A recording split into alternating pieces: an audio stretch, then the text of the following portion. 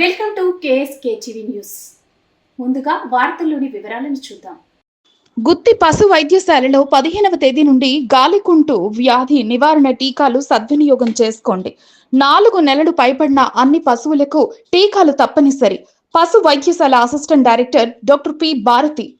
గుత్తి, పెదవడుగురు మరియు పామడి మండలాల్లో జాతీయ పశు వ్యాధి నివారణ పథకం కింద ఈ నెల 15వ తేదీ సోమవారం నుండి అక్టోబర్ నెల 15వ తేదీ వరకు దాదాపు నెల రోజుల పాటు పశువుల్లో గాలికుంటు వ్యాధి నివారణ టీకాలు వేయడం జరుగుతుందని గుత్తి ప్రాంతీయ పశు వైద్యశాల assistant director doctor P Bharathi ఒక ప్రకటనలో తెలిపారు. ఈ సందర్భంగా వారు మాట్లాడుతూ 2030 సంవత్సరానికి ఈ వ్యాధిని దేశవ్యాప్తంగా పశువుల్లో పూర్తిగా నిర్మూలించాలనే లక్ష్యంతో కేంద్ర ప్రభుత్వ సహాయ సహకారాలతో ఈ కార్యక్రమం నిర్వహించబడుతుంది.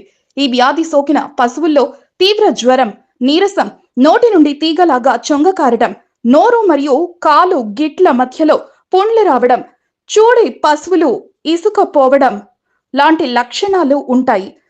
వ్యాధి సోకిన పశువుల్లో పాల ఉత్పత్తి తగ్గిపోవడం, పశువుల్లో పనిచేసే సామర్థ్యం తగ్గిపోవడం, పాలు తాగే దూడల్లో మరణాలు సంభవించడం, కొద్దిపాటి ఎండకు కూడా రొప్పడం మరియు చికిత్స నిర్లక్ష్యం చేస్తే పశువుల్లో మరణాలు సంభవించడం జరుగుతుంది. కనుక ఈ నష్టాలు అన్ని నివారించడం కొరకు రైతులు తమ దగ్గర ఉన్న 4 నెలలు పైబడిన అన్ని పశువులకు తప్పనిసరిగా టీకాలు వేయించుకోవాల్సిందిగా కోరడమైంది.